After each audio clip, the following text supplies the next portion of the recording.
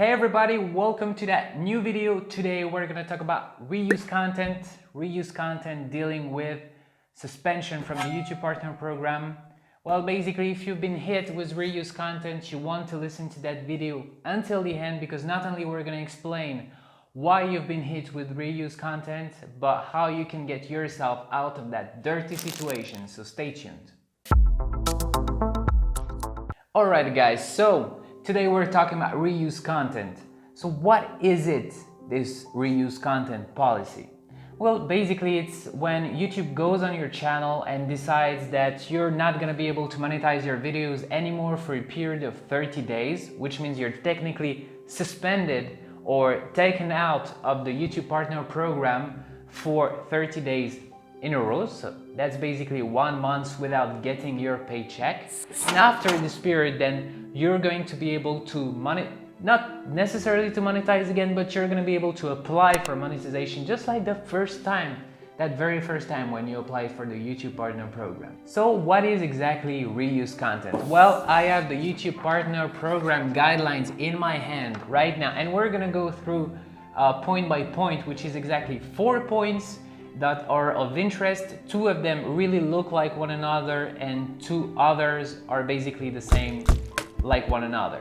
So there is 2 major points out of it. Let me read them out to you. So if you've been hit by reuse content, is that your channel is probably a third-party video stitched together with minimal to no changes, or a third-party compiled without a narrative. So that means that all the channels doing videos of compilations, basically taking third-party content on the platform, putting it all together without changing much of it, just maybe making sense out of the footage would be a first very good point, but that's not enough to monetize visibly, because you would need to actually put your face out there or have a narrative on the video to show YouTube that you're actually adding a certain value to your video. So all the trend that you have on YouTube, which is like making money on YouTube without making your own videos, all of this is absolutely dead because of reuse content.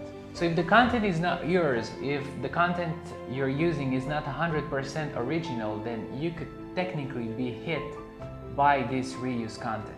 So the second big part of reuse content is if your content has been uploaded somewhere else first, or if your content has been uploaded by multiple users in some other places. So this really comes back to the first point, which means if your content is not yours, it means it's been uploaded on the platform previously to your upload, then that's a big problem. And you know what's another problem? Imagine you upload your video and you decide to delete it for X and Y reason. Maybe it's not performing like you wanted, or maybe you misspelled something in the title, in the description, or you forgot to add something during the video editing. That means you need to re-upload that video, delete it first. Well, if somebody has re-uploaded your video from the point you uploaded it, deleted it, and re-uploaded it, then technically the content is not yours anymore. And if you didn't show your face on the video, then you're gonna have a hard time proving that this is your video in the first place.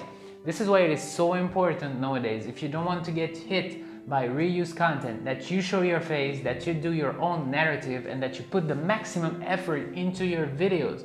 Because once you upload that video on the platform, it's there forever, it's there to be taken by other people and eventually re-upload it. So you need to own that video, keep the copyright, and make the best out of it.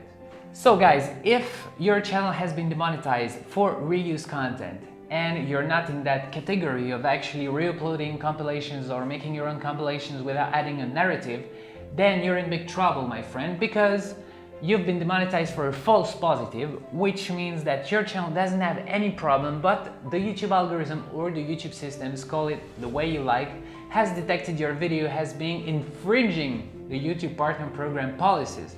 And you're in deep trouble because you don't have access to the chat support, you don't have access to the copyright tool to actually, control how your video has been re-uploaded or not on the platform.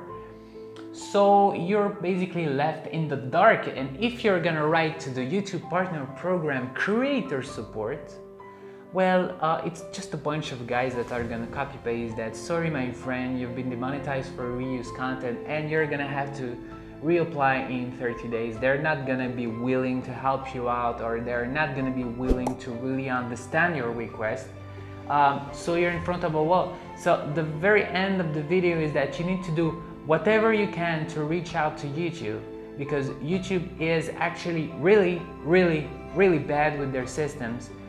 Sometimes their systems are gonna see you as a very bad channel for their program and gonna take you out, and you will not be able to do anything.